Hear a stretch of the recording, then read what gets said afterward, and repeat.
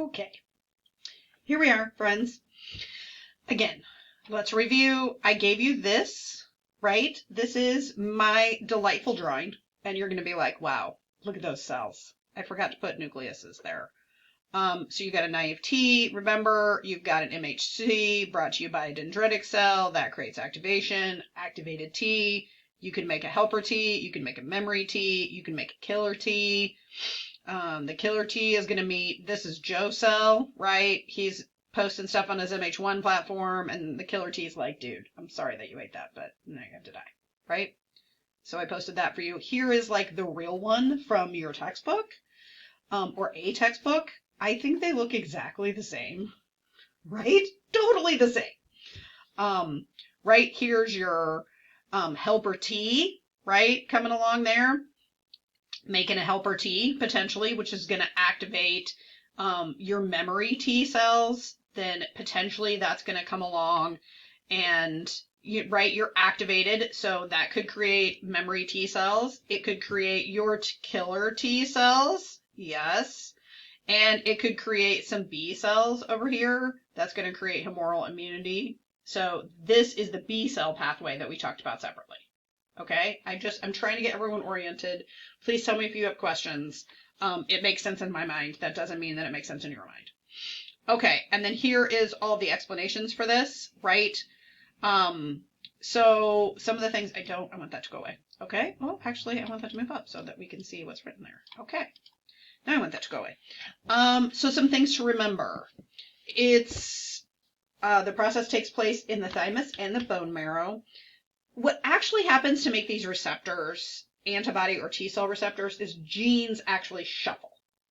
So genes actually shuffle to make that receptor, antibody, or T cell receptor happen. Positive selection, each one must have a viable receptor, evidenced by the ability to bind with MHC platform on a dendritic cell. So you have to be immunocompetent. Remember, that was part of selection school, right? You have to be immunocompetent because they all must bind with an MHC before they can be activated. So you're naive, then you go to negative selection school, and then you see if you can bind to an MHC platform, and then you're just an immunocompetent cell, but you're still naive. You don't become activated until you bind to your receptor, and then you become activated. So again, positive selection, you have to bind to your MHC, you have to bind to your receptor. Negative selection, you must not bind to yourself, right? If you bind to your self molecule, you are way too sensitive, and you will attack yourself, and you fail. Again, 19 out of 20 do not pass this training. Sad day, apoptosis happens. Cells that pass the test become naive B and T lymphocytes. So they're still naive, but they're immunocompetent. Now they're just roaming around the lymphatic system, right? We're just hanging out in the lymph nodes and lymphatic system. We're looking for specific antigens, right? So we're just like, hey, how you doing? Like, what's on your Facebook page? Like, what'd you eat today? What's going on? Snapchat? What's happening? Right? So they're just in the lymphatic system looking for their specific antigen that matches their antibody. Naive T cells can be CD4 differentiate cells into helper Ts. They can also become They can also become killer Ts. Again, that was in my delightful graph here. What else? Once they graduate from school, they go out looking for their antigen. Again, trolling lymphatic system, where they might find it in the blood, in the lymph nodes. So they mostly cruise the lymphatic system, but sometimes you'll find them in the blood. Okay. Humoral response occurs when the invader is outside the cell. So the main player is your B lymphocytes. It relies on antigen-presenting cells. They become activated. Your naive B encounters the antigen, right? So then it's like, oh, I'm activated because I finally found my antigen. I spent my whole life just looking for this antigen, and I finally found it. So your naive B is going to encounter its antigen that matches its antibody. It's going to ingest it, it's going to digest it, and then it's going to put it on its MHC2 platform, okay? For display. Now, antigen-presenting B must be activated. Helper Ts bind to the antigen, and they, do their thing. B cells increase the chance of meeting their matching helper T cell by circulating through the lymph nodes, looking for people. right? Helper T binds to the antigen in MHC2 platform, and they activate the B cell.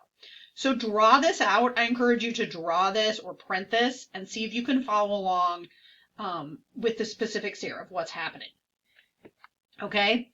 As I say it, you can follow along with this, right? So now we have the helper T binds to the antigen on an MHC2 platform.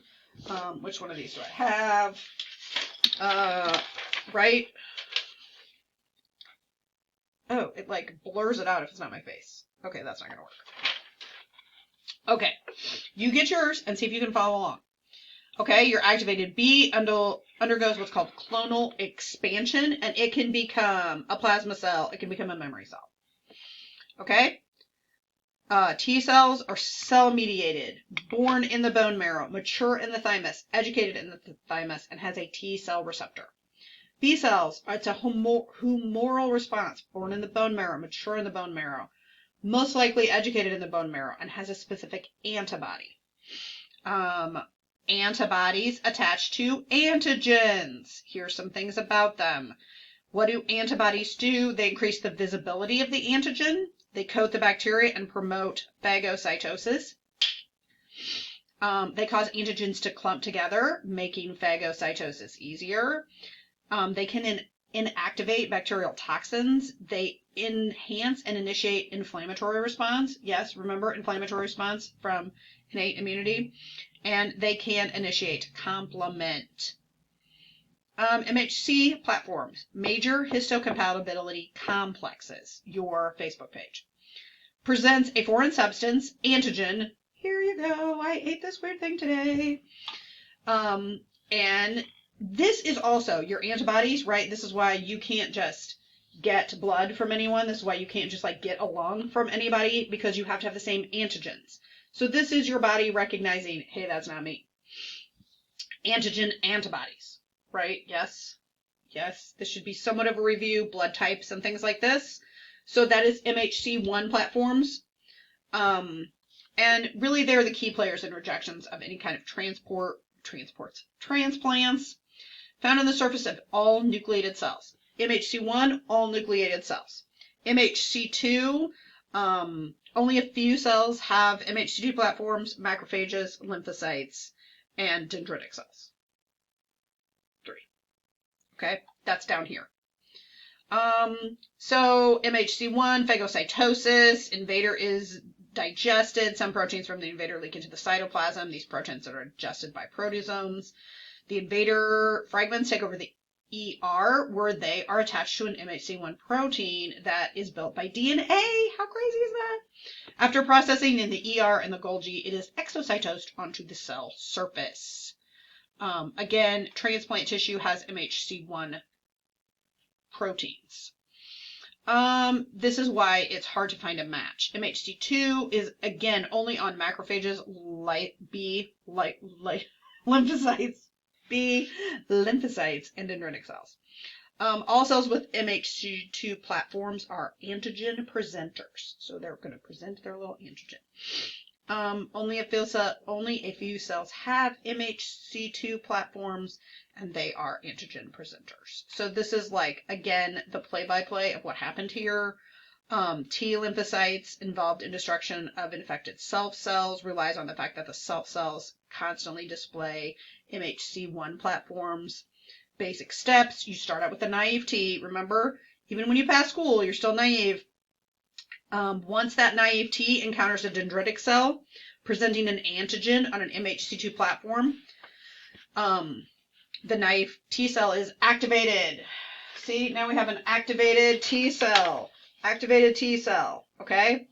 The activated T cell is going to become potentially a killer T cell or a memory T cell.